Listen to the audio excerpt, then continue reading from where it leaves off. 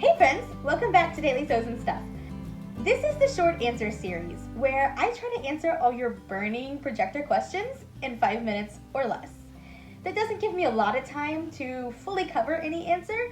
However, I will always have links in the description box and we'll probably pop up some cards and things like that to lead you into the longer videos that answer these questions in much more depth. Let's jump in.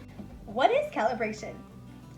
Calibration is when we make sure that the image that we are projecting is true to size.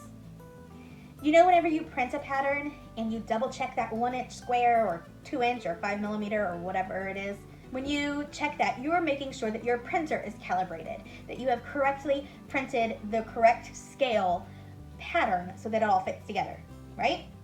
Okay, so basically we're doing the same thing, but with a lot more variables introduced. That's why the calibration process takes a little bit of time. We want to make sure that number one, our image is square. And that does not mean your image is a square. It means your corners are 90 degrees rather than tilted in any way.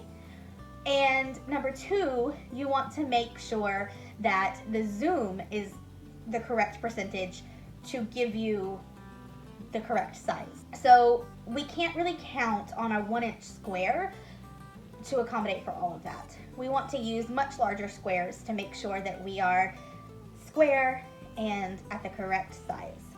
Generally, we use the 16 by 24-inch square on the calibration tool that Saucer Sewist created, and whatever the metric equivalent of that is, I don't know that off the top of my head, but generally that's the size that we use to make sure that we're at least 99% accurate. That 1-inch square is just not enough space to be sure. Keep watching my videos, like, subscribe, and comment.